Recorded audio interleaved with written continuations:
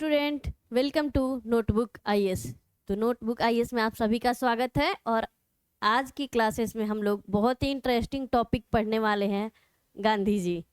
ठीक है, तो आज मॉडर्न इंडिया के अंतर्गत हम लोग जो राष्ट्रीय आंदोलन है उसका तीसरा चरण जानेंगे।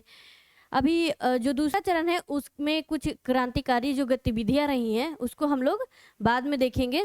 अभी हम लोग फिलहाल गांधी जी को देखते हैं, क्योंकि गांधी जी का टॉपिक बहुत बड़ा है और क्वेश्चन भी बहुत ही आता है यहाँ से।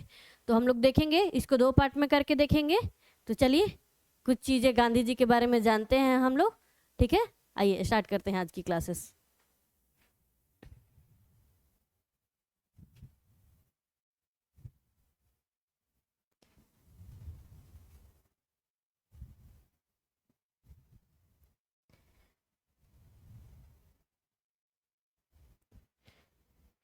तो गांधी जी को जब हम पढ़ेंगे तो उनको पूरा 1917 से लेकर के जब भारत में आगमन हुआ था, भारत में उनकी जो जर्नी रही थी उसको पढ़ेंगे। और वहाँ से लेकर हम लोग इनको आज़ादी तक पढ़ेंगे, जिसके क्रम में इनके द्वारा जितने भी कार्य किए गए थे, सुधार आंदोलन किए गए थे और वैसे आंदोलन किए गए थे, तो सबको क्रम वाइज हम लोग देखते चलेंगे।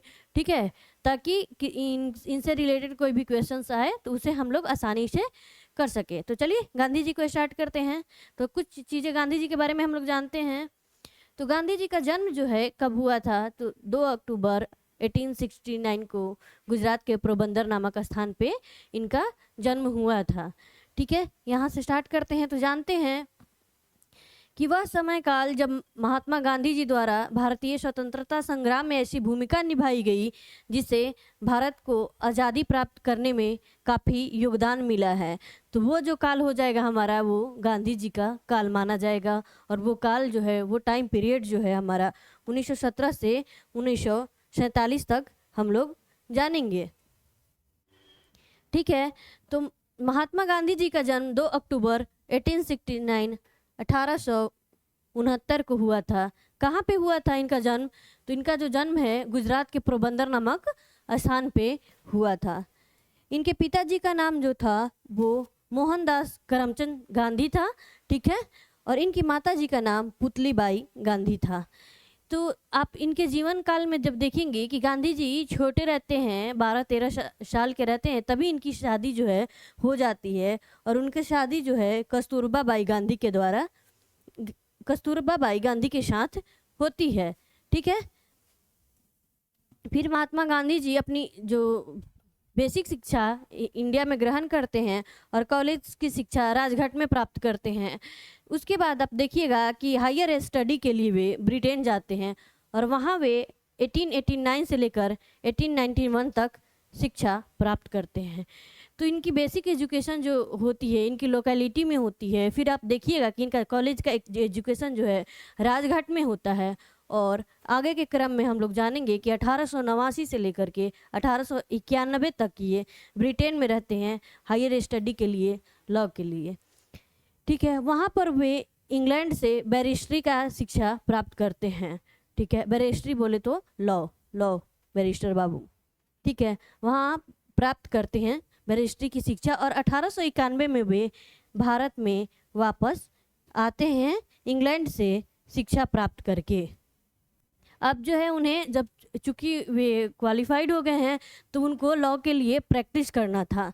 ठीक है, तो तब इसी बीच 1892 में आप देखिएगा कि एक मुस्लिम व्यापारी रहते हैं दादा अब्दुल्ला, उनके द्वारा दक्षिण अफ्रीका में वकालत करने का प्रस्ताव आता है। और ये प्रस्ताव जो है गांधी जी स्वीकार कर लेते हैं।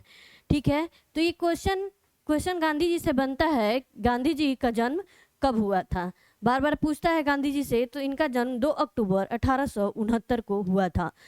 गांधी जी का जन्म कहाँ हुआ था, तो इस क्रम में हम लोग जानेंगे कि गांधी जी का जो जन्म है वो गुजरात के पोरबंदर नामक स्थान पे हुआ था। गांधी जी का पिताजी जो हैं उनका नाम मोहनदास करमचंद गांधी है, जिससे करमचंद गांधी जो टाइटल गांधी जी के नाम में भी आता है।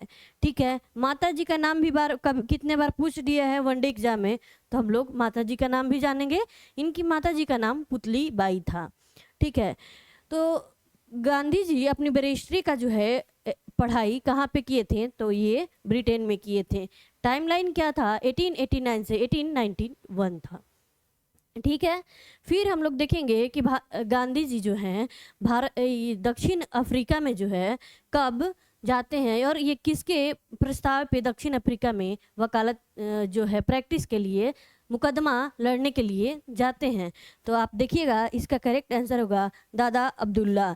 बहुत बार क्वेश्चन पूछ चुका है, RO में भी ये क्वेश्चन पूछा है। ठीक है, क्योंकि गांधी जी को जब हम लोग जानेंगे तो इनसे रिलेटेड हर एक फैक्ट को हम लोग अच्छे से देखेंगे, क्योंकि छोटी छोटी फैक्ट से भी क्वेश्चंस बन जाते हैं। फिर हम लोग अब जानेंगे गांधी जी के बारे में कि गांधी जी का जो दक्षिण अफ्रीका का, जब दक्षिण अफ्रीका गए थे तो उससे रिलेटेड वहाँ पे क्या क्या हुआ जो हमें जानना चाहिए। एग्जाम प्रोस्पेक्टिव से क्या क्या चीज़ जरूरी हो जाता है, हम लोग हर एक तथ्य को देखेंगे। तो गांधी जी जब दक्षिण अफ्रीका गए हैं उससे संबंधित कौन कौन से बिंदु है, तो जैसा कि हम लोग देखें पीछे कि मुस्लिम व्यापारी जो दादा अब्दुल्ला थे उनका प्रस्ताव था कि वहाँ पे चल के मुकदमा लड़ो। तो ये जो जब गांधी जी स्वीकार करते हैं तो 1893 में दक्षिण अफ्रीका गए। गांधी जी कब दक्षिण अफ्रीका गए, 1893 में, 1893 में। ठीक है, किसके कहने पे, मुस्लिम व्यापारी दादा अब्दुल्ला के कहने पे दक्षिण अफ्रीका 1893 में गए हैं। वहाँ जाने के बाद हम लोग देखेंगे कि बहुत सारी चुनौतियों का सामना करते हैं। वहाँ देखते हैं कि रंग भेद की प्रवृत्ति, नस्ल भेदी प्रवृत्ति बहुत ही ज़्यादा देखने को मिलता है। भारत में 1% था तो वहाँ पे 99% ये चीज़ देखने को मिलता था। दक्षिण अफ्रीका में गांधी जी के जीवन में एक घटना होती है। जब गांधी जी जो रेल से सफ़र करते हैं उस दौरान वहाँ पे नस्ल भेद का इतना बोलबाला था कि कोई भी कोई भी काले नस्ल के लोग थे वो जो सेकंड और फर्स्ट AC में, फर्स्ट ईयर और सेकंड ईयर में ट्रेवल नहीं कर सकते थे। उस दौरान आप देखिएगा कि गांधी जी जब थर्ड AC में चढ़ जाते हैं तो उनको बीच रास्ते पे उतार दिया जाता है। ये जो है गांधी जी के जीवन का एक राजनीतिक ऐसा दौर था जो एक पॉलिटिकल कनेक्शन यहाँ से उनका जुड़ जाता है। गांधी जी का जो है दिमाग में एक पॉलिटिकली सोच जो है अलग डेवलप होता है और ये घटना जो है एक परिवर्तन के मोड़ पे उन्हें खड़ा कर देता है। तो देखेंगे हम लोग कि गांधी जी जो हैं अफ्रीका में जब रहते हैं तो एक ऐसी घटना होती है जो उनके जीवन में एक महत्वपूर्ण मोड़ साबित होता है। यह घटना थी कि जब गांधी जी दक्षिण अफ्रीका के डरबन स्टेशन से प्रिटोरिया स्टेशन तक जा रहे थे, सफ़र कर रहे थे, उस समय प्रथम श्रेणी की जो यात्रा थी, फर्स्ट ईयर यात्रा के दौरान गांधी जी को रंग भेद के चलते बीच ही यात्रा में पीटरबर्ग में उतार दिया जाता है। ठीक है, ब्रिटिश अधिकारियों द्वारा गांधी जी को ट्रेन से नीचे जब उतारा जाता है, इसको रेल कांड कहा जाता है या रेल कांड के नाम से भी इसे जाना जाता है। इस घटना के बाद गांधी जी जो है रंग भेद प्रथा तोड़ने का प्रण लेते हैं और फर्स्ट टाइम से अब मूवमेंट की ओर गांधी जी अग्रसर होंगे। तो गांधी जी के जीवन में एक घटना होती है रेल कांड, जो बार बार क्वेश्चन पूछता है कहाँ पे उतारा गया था, तो पीटर्सबर्ग में उतारा गया था गांधी जी को। ये चीज़ पूछता है क्वेश्चन में, बहुत बार पूछ चुका है, रिपीटेड क्वेश्चन पूछते रहता है। तो इस चीज़ को रखिएगा, रेल कांड उनके जीवन का एक परिवर्तित मोड़ होता है। ठीक है, फिर हम लोग देखेंगे कि गांधी जी जो है अफ्रीका में कौन कौन से कार्य किए, कौन कौन से सुधारात्मक कार्य था उनका, रचनात्मक कार्य था, इसके बारे में हम लोग जानेंगे। ठीक है, तो 1894 में 1894 में गांधी जी जो हैं वो क्या करते हैं, गांधी जी दक्षिण अफ्रीका में नटाल इंडियन कांग्रेस नामक एक संस्था की स्थापना करते हैं। चूँकि गांधी जी जो हैं रंगभेदी जो रवैया था उसके खुद भुक्तभोगी थे, इसलिए अब राजनीतिक दौर में वे प्रवेश करते हैं और पहली बार आप देखिएगा 1894 में गांधी जी जो है नटाल कांग्रेस का स्थापना करते हैं। कहाँ पे, दक्षिण अफ्रीका में। तो क्वेश्चन बार बार पूछा गया है कि नटाल कांग्रेस की स्थापना गांधी जी जो हैं कहाँ पे किए थे। तो चूंकि कांग्रेस जुड़ा हुआ है शब्द में, तो हम लोगों को क्या लगता है, कांग्रेस इंडिया, तुरंत हम लोग ऑप्शन में इंडिया मार के चले आते हैं। तो इस चीज़ को आप लोग ध्यान रखिएगा। ठीक है, 1894 में। ठीक है, नेक्स्ट हम लोग देखेंगे कि 1903 में क्या होता है कि गांधी जी जो है द इंडियन ओपिनियन नामक अखबार प्रकाशित करते हैं। कौन सी अखबार प्रकाशित करते हैं? The Indian opinion. ठीक है, द इंडियन ओपिनियन नामक अखबार जो है गांधी जी कब प्रकाशित करते हैं? 1903 में। ठीक है, 1904 में है गांधी जी जो है दक्षिण अफ्रीका में फिनिक्स आश्रम की शुरुआत करते हैं। तो ये भी बार बार पूछा है कि फिनिक्स आश्रम का शुरुआत गांधी जी कब करते हैं?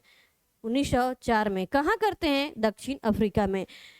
ठीक है, उसके बाद हम लोग जानेंगे कि 1906 में जो है गांधी जी जीवन का प्रथम सत्याग्रह दक्षिण अफ्रीका में शुरू किए हैं।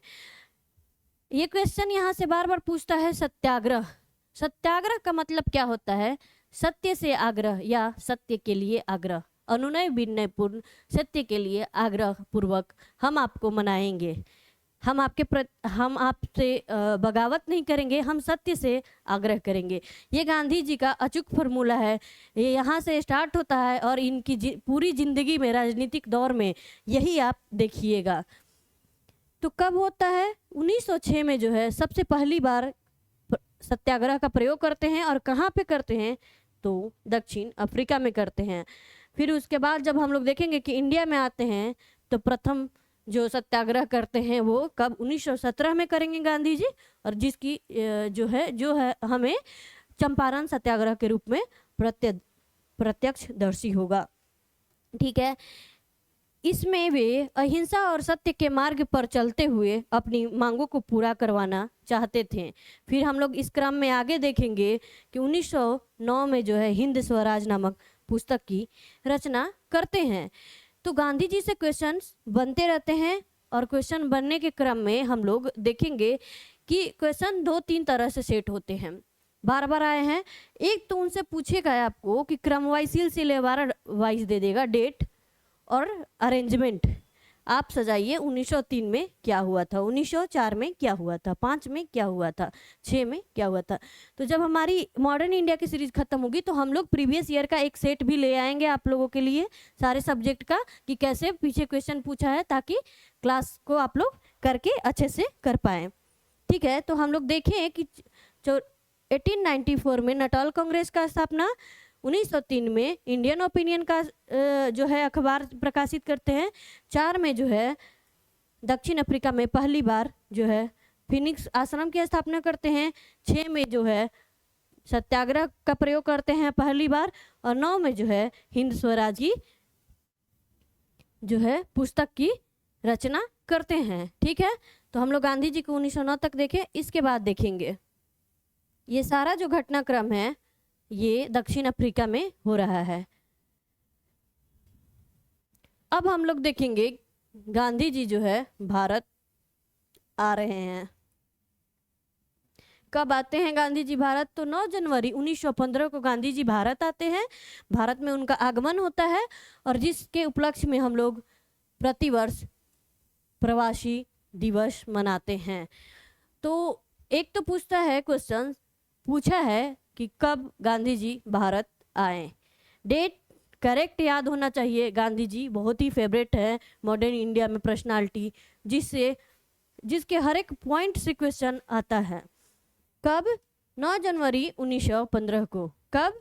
9 जनवरी 1915 को गांधी जी जब भारत आते हैं तो उसके उपलक्ष्य में भारत में कौन सा जो है आयोजन या कौन सा दिवस मनाया जाता है? प्रवासी दिवस। कब? 9 जनवरी को। हर साल 9 जनवरी को प्रवासी दिवस मनाया जाता है। चलिए नेक्स्ट, भारत जब वापस आते हैं तो भारत की पृष्ठभूमि और राजनीतिक स्थिति को समझने का प्रयास करते हैं। इस क्रम में वे गोपाल कृष्ण गोखले जी से काफ़ी प्रभावित हुए हैं। कल की क्लासेस में मैंने आपको बताया था कि गोपाल कृष्ण गोखले जी जो हैं राजनीतिक गुरु हैं, किसके? गांधी जी के। और इसमें क्या करते हैं कि ये अपना गुरु उनको मान लेते हैं। गोपाल कृष्ण गोखले जी के बारे में कल एक और इम्पोर्टेंट चीज़ बताई थी कि इन्हें ओल्ड मैन ऑफ इंडिया के नाम से जाना जाता है। ठीक है, तो गांधी जी के राजनीतिक गुरु कौन है? गोपाल कृष्ण गोखले जी। बार बार पूछा हुआ क्वेश्चन है। ठीक है, इसके बाद आप देखिएगा कि गुजरात में 1916 में जो है गांधी जी द्वारा साबरमती आश्रम की स्थापना की जाती है। तो पहली बार आप देखिएगा कि 15 में गांधी जी भारत आते हैं और 16 में गुजरात में साबरमती आश्रम का स्थापना होता है। अफ्रीका में फिनिक्स आश्रम, भारत में साबरमती आश्रम। ठीक है। जब गांधी जी दक्षिण अफ्रीका से भारत वापस लौटे थे उस समय दुनिया में प्रथम विश्व युद्ध चल रहा था। आपको पता है कि प्रथम विश्व युद्ध का जो टाइमलाइन है 1914 है और 1915 में गांधी जी आते हैं। तो दुनिया में विश्व युद्ध चल रहा था, दुनिया कई खेमों में बटा हुआ था। ठीक है।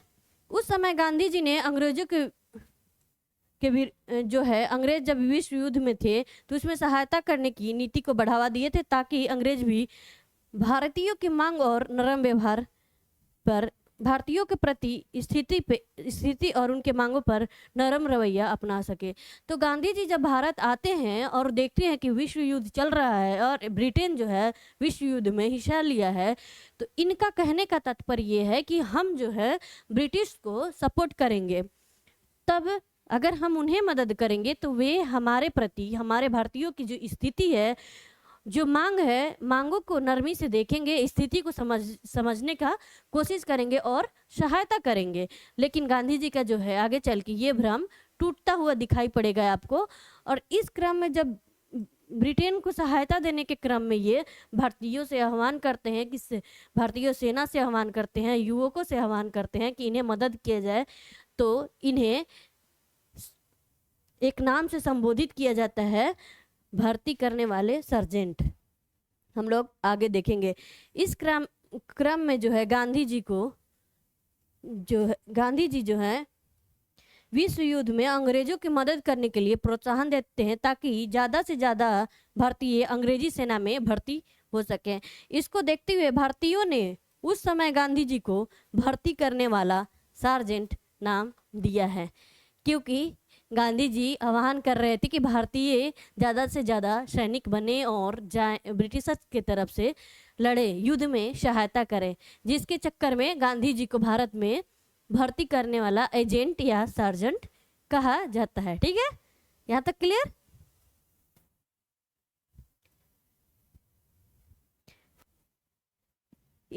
इस दौरान हम लोग देखेंगे कि भारत में एक तरफ ब्रिटेन जो है प्रथम विश्व युद्ध में लगा था, इधर आप देखिएगा कि कांग्रेस का लगातार अधिवेशन चल रहा था। कांग्रेस का लगातार जब अधिवेशन चल रहा था तो गांधी जी जो है राजनीति में भाग लेने के लिए उतर चुके हैं। और आप देखिएगा कि कांग्रेस के अधिवेशनों में गांधी जी जो है जाना स्टार्ट कर देते हैं, भाग लेना स्टार्ट करते हैं और भारत की जो राजनीतिक बिंदुएं हैं उससे जुड़ना स्टार्ट कर देते हैं। ठीक है,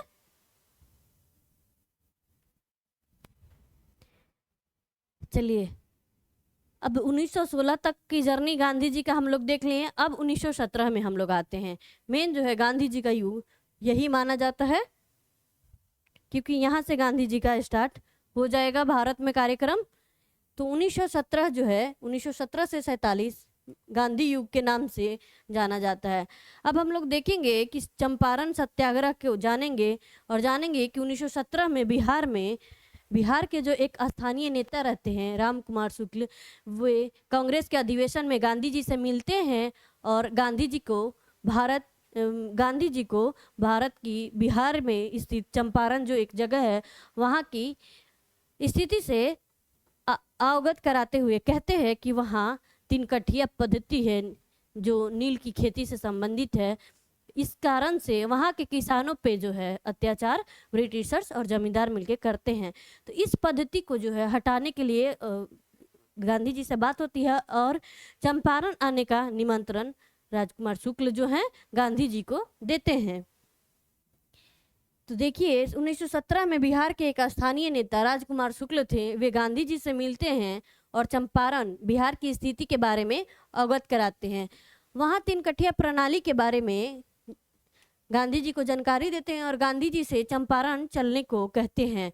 वहाँ की किसानों की स्थिति के ऊपर कुछ कदम उठाने की मांग की जाती है और कहा जाता है कि बिहार में जो 3 कठिया प्रणाली है जिसमें 20 कट्ठे में 3 कट्ठे की भूमि पर नील का खेती करना अनिवार्य होता है। वहाँ क्या था कि 20 कट्ठे का जो जमीन होता है उसमें 3 कट्ठे पे नील की खेती करना आवश्यक है किसानों को। तो ये जो पद्धति है 3 कट्ठिया पद्धति के नाम से जाना जाता है। और इसे खत्म करने के लिए राजकुमार जो शुक्ल जी हैं वो गांधी जी से आह्वान करते हैं कि आप चंपारण आइए और इस विषय में किसानों की इस स्थिति के बारे में जानिए और कुछ ठोस कदम उठाने की मांग हो रही है। ठीक है, तो होता क्या था 3 कट्ठे पत्ती में कि किसानों की जो भूमि ज़्यादा उपजाऊ होती थी उसमें 3 कट्ठे की भूमि पर नील की खेती करनी होती थी और नील की फसल की जो जड़ है बहुत लंबी होती थी जो उपजाऊ भूमि की को नुकसान पहुंचाती थी। होता क्या था कि 3 कट्ठिया पद्धति में जो ज़्यादा उपजाऊ उर्वरा शक्ति वाली भूमि है उस पे नील उपजाना होता था। और 3 कट्ठे पे नील उपजाना मतलब नील की जड़ें जो है बहुत लंबी होती है जिससे मिट्टी की उर्वरा जो शक्ति होती है उसमें हाशता उत्पन्न होती है, मतलब कमी आती है। इस क्रम में आप देखिएगा कि किसानों को अगर मन नहीं रहता है तो ये ज़बरदस्ती उन पर थोपी गई पद्धति है। ठीक है, किसान चाहते थे कि उसमें जो है नकदी फसल या जो खाने वाली कुछ चीज़ें हैं वो लगाएं, लेकिन ज़बरदस्ती नील की खेती उनसे कराई जाती थी। इसके लिए राजकुमार शुक्ल जी जो हैं वो गांधी जी को बिहार में आमंत्रित करते हैं। हम लोग अब जानेंगे चंपारण सत्याग्रह के बारे में। तो जानते हैं 1917 में होता है और गांधी जी का भारत में फर्स्ट सत्याग्रह, सत्य के लिए आग्रह, अहिंसा पूर्वक सत्य के लिए आग्रह का प्रयोग गांधी जी पहली बार यहाँ पे भारत में करते हैं, जो बिहार की धरती पे होता है चंपारण में। इसके पहले हम लोग देखे हैं कि दक्षिण भारत में गांधी जी पहले ही सत्याग्रह का प्रयोग कर चुके हैं। अब गांधी जी का भारत में यह पहला प्रयोग है। तो देखते हैं हम लोग क्या करते हैं गांधी जी।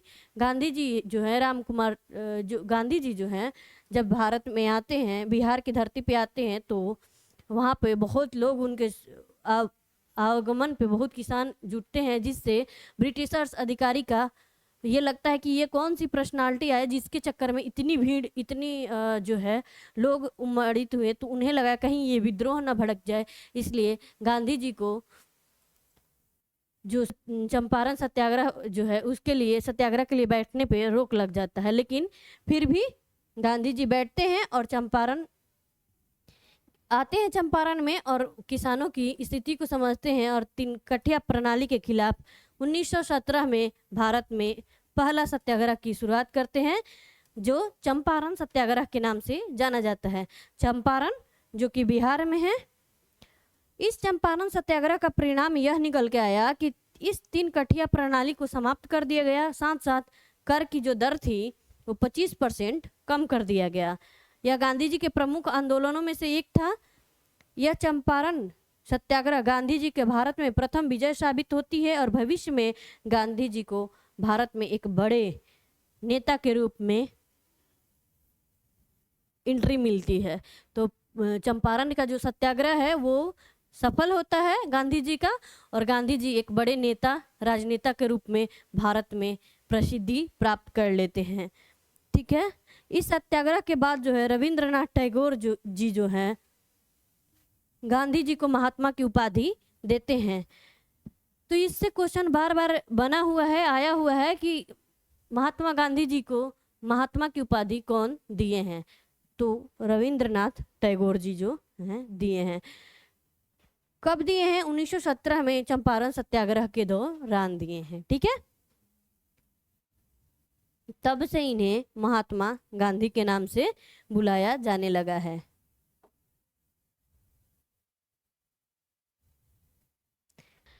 आगे हम लोग देखेंगे अहमदाबाद मिल मजदूर आंदोलन कब हुआ है? 1918 में। तो बिहार से गांधी जी अब अहमदाबाद गुजरात जाते हैं, और कब? 1917 में। अब चंपारण देखेंगे, 1918 में अहमदाबाद मिल मजदूर आंदोलन देखेंगे। तो अहमदाबाद मिल मजदूर आंदोलन जो है अहमदाबाद के कपड़ा मिल मजदूर से मिले उनके समस्या को समझना था। अहमदाबाद का जो मिल मजदूर थे उन पे उनके अधिकारों के ऊपर अत्याचार किया जा रहा था, दिन रात उससे जो है काम कराया जा रहा था, और जिससे उनकी मानसिक और शारीरिक स्थिति में जो है दिक्कतें आ रही थी, और उनसे इतना काम कराने के एवज में उन्हें जो भुगतान है वो प्रॉपर नहीं किया जा रहा था, जिससे उनकी जीवन में मतलब रुकावटें आ रही थी, जिसके विरोध में गांधी जी ने मिल मजदूर के साथ मिलकर प्रथम बार आप देखिएगा भूख हड़ताल की नीति को अपनाते हैं। और इस भूख हड़ताल का जो परिणाम होता है, गांधी जी विजयी होते हैं और मिल मजदूर का उनका हक मिल जाता है। तो पहली बार भूख हड़ताल की जो है नीति गांधी जी ने कब अपनाया था? तो 1918 में अपनाया था। और कौन से आंदोलन में अपनाया था? तो अहमदाबाद मिल मजदूर आंदोलन में अपनाया था। क्वेश्चन रिपीटेड है। फिर हम लोग देखेंगे नेक्स्ट, खेड़ा आंदोलन कब हुआ था? ये भी 1918 में हुआ था। तो 1918 में ही गांधी जी खेड़ा गुजरात में हो रहे किसानों के साथ अत्याचार के विरुद्ध अंग्रेजों के खिलाफ आंदोलन किए थे। ठीक है, यहाँ पर किसान की फसल नष्ट हो जाने के बाद भी उनसे टैक्स ली जाती थी। तो जब हम लोग खेड़ा आंदोलन देखेंगे तो उनमें देखेंगे कि किसान लोग जो थे वो उनकी खेत की फसल सिंचाई वश, कीड़े लगने से बाद, कोई भी कारणवश अगर खराब हो जाता है तब भी उनसे टैक्स लिया जाता था, और ये टैक्स की जो रकम है किसानों को दरिद्र बनाकर छोड़ रहा था, जिसके खिलाफ किसान लोग गांधी जी से मिलते हैं और खेड़ा में आंदोलन शुरू हो जाता है। खेड़ा आंदोलन में हम लोग देखेंगे कि गांधी जी जो हैं किसानों का साथ देते हैं, और इनके साथ यहाँ पे पहली बार आप देखिएगा सरदार वल्लभ भाई पटेल आगे आते हैं, और गांधी जी दक्षिण अफ्रीका में जो खेड़ा आंदोलन में सरदार वल्लभ भाई पटेल गांधी जी के साथ आते हैं, क्योंकि जब दक्षिण अफ्रीका में जो काम गांधी जी किए थे उससे वल्लभ भाई पटेल जी जो हैं बहुत ही प्रभावित हुए थे। ठीक है, इसलिए भारत में जब गांधी जी आते हैं और लगातार इनको चंपारण अहमदाबाद में सफलता मिलती है, इनसे प्रभावित होकर उनसे जुड़ जाते हैं, और आप देखिएगा कि ये आगे तक दोनों का साथ चलते रहेगा। ठीक है, तो खेड़ा सत्याग्रह में जो है, खेड़ा आंदोलन जो है, इसमें मिलके ये लोग आंदोलन करते हैं और आंदोलन में सफलता प्राप्त करते हैं, और यहाँ से जो है अभी तक जो एक स्थानीय नेता के रूप में आप चंपारण में देखेंगे, गुजरात में अहमदाबाद देखेंगे, उसके बाद जब खेड़ा का आंदोलन में सफलता गांधी जी को मिलता है तो एक देशव्यापी प्रसिद्धि प्राप्त नेता के रूप में गांधी जी उभरते हैं। ठीक है,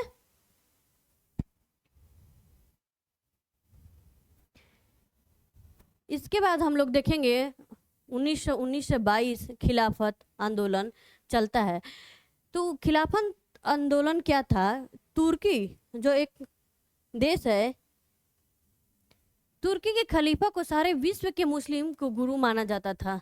ये विश्व गुरु मुस्लिम का जो कॉन्सेप्ट है, आप देखिएगा कि आज का जो है वर्ल्ड, अरब वर्ल्ड जो है जितना, तुर्की सब पूरा मुस्लिम कंट्री का सेंट्रलाइज जो इशू होना है ये यही है। आप देखिएगा अर्दोगान बार बार पाकिस्तान का साथ देते हैं। क्यों करते हैं वो? ये अपने आप को फिर से वही विश्व मुस्लिम के विश्व गुरु बनाना चाहते हैं। तो आप देखिएगा भारत कुछ भी करे, अर्दोगान मुंह खोल के खड़े रहते हैं, तुरंत कश्मीर इशू पे बोलते हैं, पाकिस्तान का फुल सपोर्ट करते हैं। तो इनका जो रवैया थोड़ा सा नर्म हुआ हम लोग देखेंगे। जब तुर्की में भूकंप आया था, भारत इतना मदद किया, तब जाकर के इनकी थोड़ी सी चुप्पी सधी है। नहीं तो आप अर्दोगान का जब भी स्टेटमेंट देखिए, भारत के विरुद्ध आग उगलते रहते थे। क्यों? क्योंकि पाकिस्तान उनके पक्ष में हो। तो धीरे धीरे वो अपने आप को फिर यही मुस्लिम विश्व गुरु बनाने के चक्कर में लगे हैं। जो कब था? 1919 से 1922। कभी भी करंट इवेंट पढ़िए, आप हिस्ट्री को जोड़ करके देखिए, ताकि आपकी समझ बेहतर बन सकेगी। तो यहाँ पे हम लोग देखेंगे कि तुर्की के जो खलीफा थे वो सारे विश्व के जितने भी मुसलमान थे उनके गुरु माना जाता था, मुस्लिमों का गुरु थे वो। उनके ऊपर अंग्रेजों द्वारा व्यवहार जो है बहुत ही बुरा किया गया है, और अंग्रेज ने उनके साथ अंग्रेज जो है इनके साथ इतना बुरा व्यवहार करते हैं कि जो भारत के मुस्लिम लोग रहते हैं उनके विरुद्ध खिलाफत का आंदोलन शुरू कर देते हैं। जब टर्की के जो है खलीफा उन पे ब्रिटिशर्स का अत्याचार होता है, तो आप देखिएगा कि भारतीय जो मुस्लिम लोग हैं वो ब्रिटिशर्स के इस हरकत से दुखी होते हैं और उनके खिलाफ खिलाफत का आंदोलन शुरू कर देते हैं, जिसमें आप देखिएगा कि भारत के हिंदू मुस्लिम एक होकर साथ देते हैं। गांधी जी भी जो है इस आंदोलन में सहयोग किए, क्योंकि वे मुस्लिम को भी भारत के अंग्रेज विरोधी राष्ट्रीय आंदोलन से जोड़ना चाहते थे। ठीक है, प्रारंभ में इस आंदोलन का नेतृत्व अली बंधु द्वारा किया जा रहा था, लेकिन बाद में आंदोलन का नेतृत्व गांधी जी को दे दिया जाता है। जब 1918 में विश्व युद्ध समाप्त होता है, तब खिलाफत आंदोलन के समय ही 1919 में अंग्रेजों द्वारा भारत में रॉलेट एक्ट लाया जाता है। नो वकील, नो दलील, नो जलील, ये काला कानून का संज्ञा रॉलेट एक्ट को दिया गया। कब?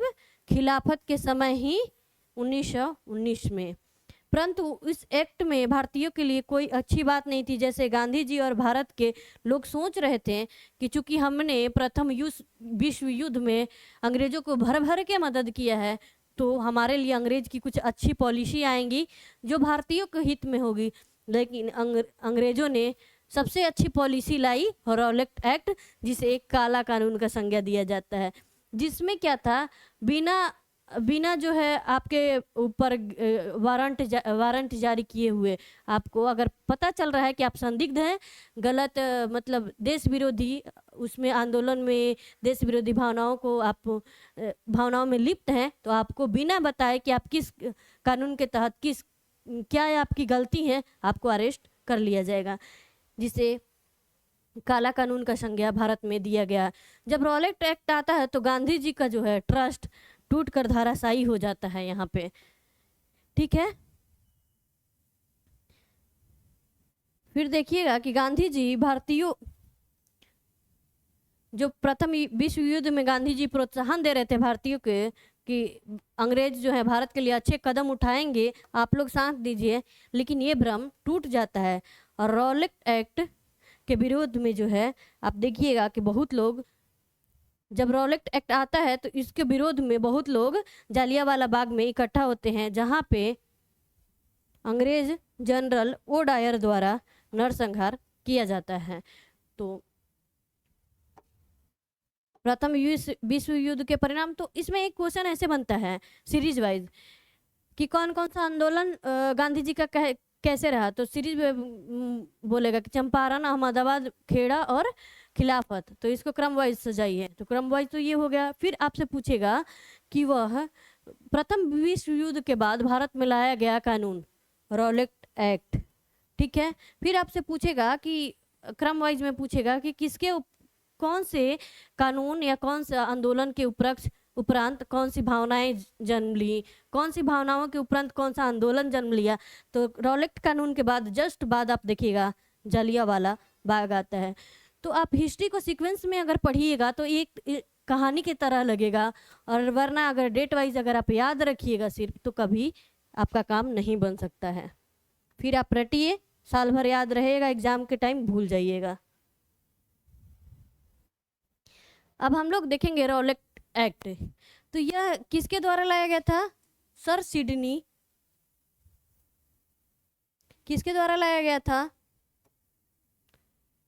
यह सर सिडनी जो है रॉलेट की अध्यक्षता में सेडिशन कमेटी की सिफारिश के आधार पर पारित किया गया था। इसमें क्या था कि भारतीय सदस्य को एकजुट होकर किए गए विरोध के बावजूद इंपीरियल विधान परिषद में जल्दबाजी में जब ये एक्ट आया था, इसके विरुद्ध जो भारतीय सदस्य हैं सब एक सुर में इसका विरोध करते हैं और कहते हैं कि इसे जल्दबाजी में पारित न किया जाए। लेकिन तब भी सरकार को राजनीतिक गतिविधियां दबाने थे, इसलिए 2 साल तक मुकदमे में राजनीतिक कैदियों की हिरासत में रखा गया। यानी ये जो लोग थे जो इसके खिलाफ आंदोलन कर रहे थे, इसके विरुद्ध में आवाज उठा रहे थे, इसको देश विरोधी घटनाएं मान करके जेल में डाल दिया जाता है, राजनीतिक कैदी बना दिया जाता है। और आप देखिएगा कि इसके उपरांत गांधी जी जो है अपना प्रतिक्रिया देते हैं, किस रूप में आह्वान करते हैं कि इस अन्यायपूर्ण कानून के खिलाफ अहिंसक सविनय अवज्ञा आंदोलन होगा, जो 6 अप्रैल 1919 से शुरू होता है। तो रॉलेट एक्ट के खिलाफ कौन सा आंदोलन स्टार्ट होगा? रॉलेट एक्ट के खिलाफ 6 अप्रैल 1919 को जो है आपको सविनय अवज्ञा आंदोलन होगा। क्यों? क्योंकि रॉलेट एक्ट वापस लो और जो राजनीतिक जो लोग हैं, भारतीय लोग हैं, उनको राजनीतिक कैद से मुक्त करो। लेकिन 6 अप्रैल से ये शुरू होने वाला था, लेकिन इससे पहले ही, शुरू किए जाने से पहले ही कलकत्ता, बॉम्बे, दिल्ली, अहमदाबाद आदि शहरों में बड़े पैमाने पर ब्रिटिश सरकार विरोधी हिंसक जो है भावनाएं जागृत हो गई और हिंसक प्रदर्शन होने लगे। विशेष रूप से जो है पंजाब युद्धकालीन दमन, जबरन भर्ती और बीमारी के कहर के कारण अत्यधिक स्थिति विस्फोटक हो गई। पंजाब में क्या था कि जब प्रथम विश्व युद्ध में भर्ती हो रहा था, तो वहाँ से भर भर के युवकों को, नौजवानों को सेना में लिया गया, कुछ अपने चॉइस से, कुछ जबरदस्ती लिए गए।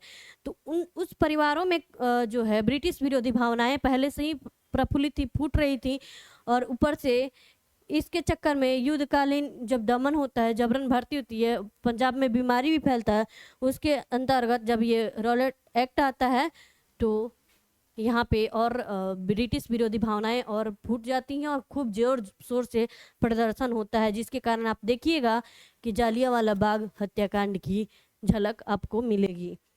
तो इस उपरांत में आप देखिएगा कि भारत बंद कराने का आह्वान अंग्रेजों द्वारा भारत बंद किया गया, जिसमें दुकान, स्कूल बंद हो गए। उत्तर और पश्चिम भारत के शहरों में जीवन अस्त व्यस्त हो जाता है।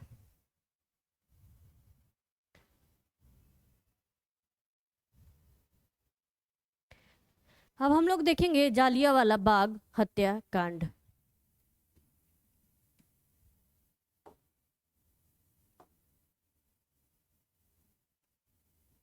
जालियांवाला बाग हत्याकांड के बारे में जानेंगे। कब हुआ था जालियांवाला बाग हत्याकांड? तो 13 अप्रैल 1919 को जालियांवाला बाग, जो पंजाब में स्थित है, एक शांतिपूर्ण बैठक आयोजित किया जाता है, जिसमें जो रॉलेट एक्ट आता है उस पे बात करने के लिए ये बैठक आयोजित किया जाता है। उसमें बहुत सारे निर्दोष लोग शामिल थे। तो इसमें क्या हुआ था कि इससे पहले जब रॉलेट एक्ट आया था, तो उस समय पंजाब में रॉलेट एक्ट के विरुद्ध जब प्रदर्शन हो रहा था, तो जगह जगह मार्शल लॉ लागू कर दिया गया था, जिसमें कहा गया था कि भीड़ या एक समूह जो है लोगों का, वो एकत्रित नहीं हो सकता है, ठीक है। और जब ये कानून ये आदेश पारित हो, मार्शल लॉ लागू होने के बाद भी इंडिया में जालियांवाला बाग में लोग एकत्रित होते हैं, और आप इसकी परिणति देखेंगे कि हम लोग आज भी जालियांवाला बाग का जो है दंश देखने को मिलता है वहाँ पे। तो 13 अप्रैल 1919 को जालियांवाला बाग में एक आयोजित शांतिपूर्ण बैठक होता है, जिसमें लोग शामिल होते हैं, और लोगों पे ब्रिगेडियर जनरल रेगनिलॉर्ड डायर ने गोली चलाने का आदेश दे दिया, जिसमें हजारों निहत्थे पुरुष और महिलाएं, बच्चे मारे गए हैं।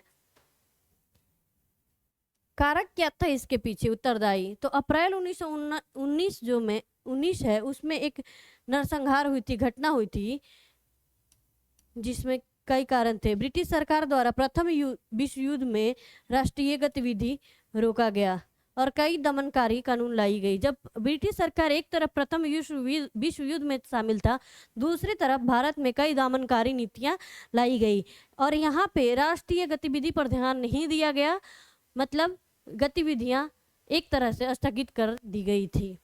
अराजक क्रांतिकारी अपराध अधिनियम, जिसे अराजक क्रांतिकारी अपराध अधिनियम 1919, जिसे रॉलेट एक्ट या काला कानून के नाम से जाना जाता है, 10 मार्च 1919 को पारित हुआ। तो डेट याद रखिएगा कि रॉलेट एक्ट कब पारित होता है? 10 मार्च 1919 को। 10 मार्च 1919 को रॉलेट एक्ट पारित होता है। अब किसी व्यक्ति को जो देशद्रोही गतिविधि में लिप्त था, जिससे देशव्यापी अशांति फैलाने का डर था, बिना मुकदमा चलाए कैद करने का अधिकार मिल जाता है।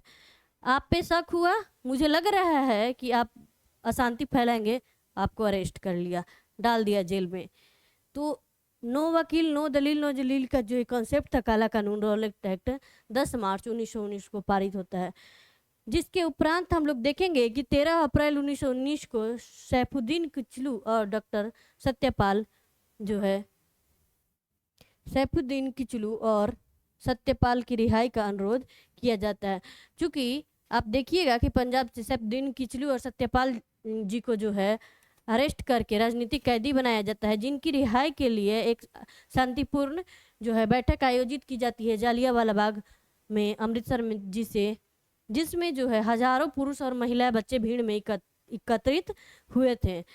ब्रिगेडियर जनरल डायर ने अपनी सैनिकों के साथ घटना स्थल पर पहुंचकर घेर लिया और वहां से बाहर जाने का एकमात्र रास्ता था जिसे बंद कर दिया और वहां पे अंधाधुंध फायरिंग कराने लगा, जिसमें हजारों निहत्थे वीरगति को प्राप्त हो जाते हैं। बंगाली कवि और नोबेल पुरस्कार विजेता रविंद्रनाथ टैगोर वर्ष 1915 में अपनी नाइटहुड की उपाधि को त्याग देते हैं। तो क्या क्या जो जालियांवाला बाग हुआ उसके उपरांत क्या क्या और घटनाएं हुई उसके बारे में हम लोग जानेंगे। तो जो रविंद्रनाथ टैगोर हैं, बंगाली कवि हैं, उन्हें नाइटहुड की उपाधि से सम्मानित किया गया था, जिससे जालियांवाला बाग होने के उपरांत ये नाइटहुड की अपनी जो उपाधि है वो लौटा देते हैं। ठीक है। महात्मा गांधी जिन्हें कैसरे हिंद की उपाधि मिली थी वे भी इन्हें लौटा देते हैं। ठीक है। महात्मा गांधी को बोअर युद्ध के दौरान जो है ये उपाधि मिला था। इसके उपरांत 14 अक्टूबर को 1919 को भारत सरकार ने एक कमेटी का गठन किया, जिसके समिति का जो है हेड है लॉर्ड विलियम हंटर, जो अध्यक्ष हैं, जिसे हंटर कमेटी के नाम से जाना जाता है और इसमें भारतीय सदस्य भी हैं।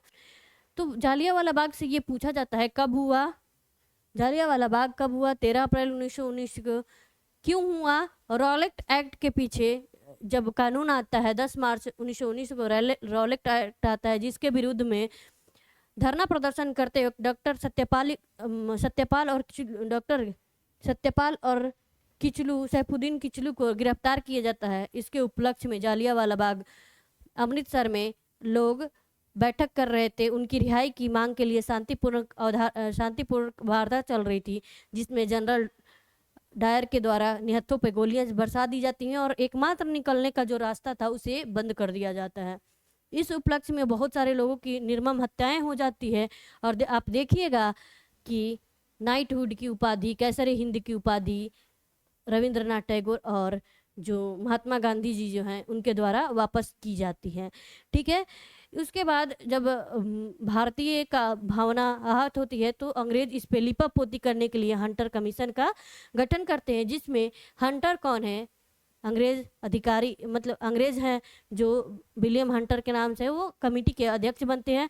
और हंटर कमीशन जो है अपनी रिपोर्ट प्रस्तुत करती है इस पे, और रिपोर्ट में वह कहती है कि डायर जो है दोषी है और उसे ब्रिटेन भेज दिया जाता है और उस पर एक्स्ट्रा कोई कार्रवाई नहीं होती है। ये भी जो है परिणाम अत्यंत ही उपेक्षापूर्ण रहा था। ठीक है। मार्च 1920 में आप देखिएगा कि अंतिम रिपोर्ट जो है डायर की कृत्यों की निंदा की जाती है और अपने पद से इस्तीफा देने का जो है निर्देश दिया जाता है। इससे ज़्यादा उस पर कोई कार्रवाई नहीं होती है। तो जब हम लोग देखेंगे कि जनरल जो ओ डायर है उसको सिर्फ इतना कह करके, इतने लोगों की जो दोषी रहता है उसको ये कहकर कि ये दोषी है और इसको पद से इस्तीफा देना चाहिए, इतनी सजा मात्र से उसको छोड़ दिया जाता है। तो गांधी जी जो हैं अंग्रेज़ों की इस नीति से बहुत दुखी होते हैं और आप देखिएगा कि 1920 की जो है पृष्ठभूमि तैयार होती है और 1920 में गांधी जी के द्वारा असहयोग आंदोलन की पृष्ठभूमि तैयार कर दी जाती है। और असहयोग आंदोलन जो है नॉन कॉपरेशन मूवमेंट जिसको बोला जाता है, इसमें गांधी जी जो हैं आगे अपना स्टार्ट करेंगे मूवमेंट और इसमें हम लोग देखेंगे कि इसके जस्ट 25 वर्ष बाद भारत को एक सफलता की, आज़ादी की जो है घड़ी नज़दीक आती दिखेगी। ठीक है। तो इस क्लास में हम लोग जाने गांधी जी के बारे में, जिनके जीवन से स्टार्ट करके, जन्म से स्टार्ट कर हम लोग 1919 तक की जो चीज़ें हैं वो देखें कल जो है, कल की क्लास में जो है या नेक्स्ट क्लास में हम लोग देखेंगे 1920 यानी असहयोग आंदोलन से स्टार्ट करेंगे और जहाँ तक हो सके गांधी जी के योगदान को हम लोग पढ़ेंगे, कवर करेंगे। इसमें सारा फैक्ट मैंने बता रखा है, तो आप लोग इस फैक्ट को 1-2 बार रिवीजन कीजिएगा और इसको एक क्रम वाइज जोड़कर, ये घटना के बाद ये, इसके बाद ये, इसके बाद ये, ऐसे पढ़िएगा। नहीं होगा तो आप अपने रूम में चार्ट बना के चिपका लीजिएगा, आप 1 से 2 बार पढ़िएगा, आपको याद होगा। और जब भी एग्जाम आएगा उससे 2 दिन पहले आप रिवीजन मार लीजिए, बस गांधी जी से रिलेटेड सारा फैक्ट आपको क्लियर हो जाएगा। तो आज की क्लास में इतना ही, मिलेंगे हम जल्द ही नेक्स्ट क्लास में। थैंक यू, बाय बाय, जय हिंद।